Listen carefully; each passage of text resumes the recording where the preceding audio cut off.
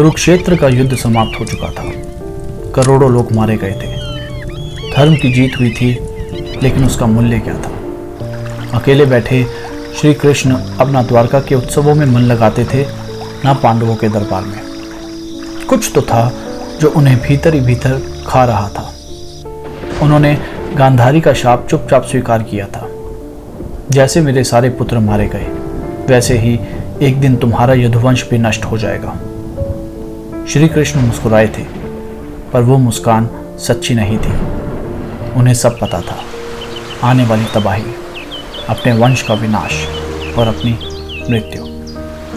एक दिन वो अकेले समुद्र किनारे टहल रहे थे। उनकी आंखें दूर क्षितिज में खोई थी। सब कुछ पूरा हुआ, लेकिन फिर भी अधूरा हूं, उन्होंने खुद से कहा। द्वारका अब वैभव का केंद्र बन चुकी थी, लेकिन जैसे जैसे दिन बीतते गए, यदुवंशियों में अहंकार, अभिमान और घमंड बढ़ता गया।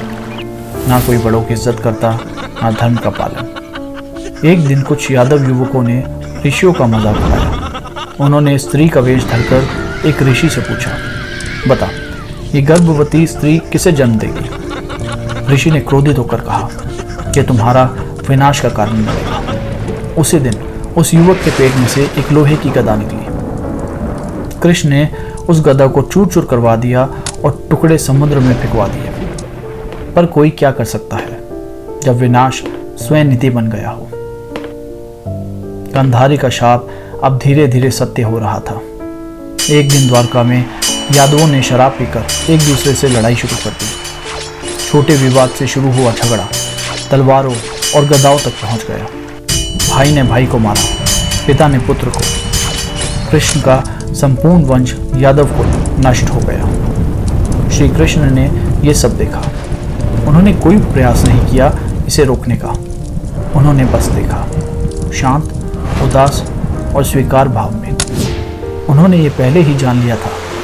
बलराम, कृष्ण के बड़े भाई, समुद्र किनारे ध्यान में लीन हो गए और अपना शरीर त्याग दिया। अब कृष्ण अकेले थे, एकदम अकेले। वो द्वारका छोड़कर एक वन की ओर चले गए, बिना रथ, बिना अनुयायी, बिना शंख और बिना चक्र। उनके शरीर पर पीली धोती थी, आंखों में शांति और चेहरे पर थकान। वो एक पीपल के पेड़ के नीचे बैठे, आंखें मूंदी और ध्यान में लीन हो गए। तभी जंगल में से एक शिकारी आया। नाम था जरा। उसने पीले वस्त्रों में बैठे कृष्ण के पैर पर हिरन की आंख समझा और तीर चला दिया। तीर कृष्ण के पैरों में लगा। वो दर्द से नहीं, पर किसी पुराने सत्य के स्मरण से मुस्कुराए। जरा डर गया और दौड़ कर आया। वो रोते हुए बोला, मैंने जानबूझकर नहीं किया प्रभु। कृष्ण ने मुस्कुराया और कहा, डर मत, ये वही तीर है जो एक युग पहले मैंने बाली को मारा था। तू वही बाली है और मैं वही राम। आज हिसाब पूरा हुआ। श्री कृष्ण ने अपना शरीर वहीं त्याग दिया। पृथ्वी पर विष्णु का ये अवतार पूरा हो चुका था। जरा ने उनका अंतिम संस्कार किया। उसी क्षण द्वारका समुद्र में समा गई। अर्जुन वहां पहुंचे, लेकिन अब कुछ नहीं बचा था, न राज्य, न यदुवंश, न द्वारका। पांडवों ने कृष्ण के बिना सब कुछ व्यर्थ समझा और हिमालय की ओर प्रस्थान किया। युग का अंत हो गया था। द्वापर युग समाप्त हुआ। नहीं, ये तीर केवल एक लोहे का टुकड़ा नहीं था। ये एक युग की समाप्ति थी, एक चक्र का पूर्ण होना। राम ने बाली को छिपकर मारा था। बाली ने वचन दिया था कि अगली बार वो उसे भी इसी तरह मारेगा, और वो वचन पूरा हुआ।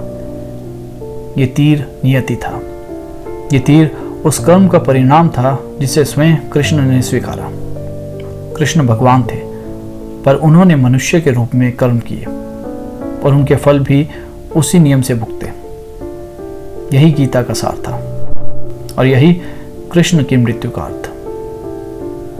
क्या कृष्ण मरे या उन्होंने बस अपनी लीला समाप्त की? कुछ कहते हैं वो कैलाश गए, कुछ कहते हैं वो आज भी हमारे साथ हैं, बस हमारी आंखें उन्हें नहीं देख पाती।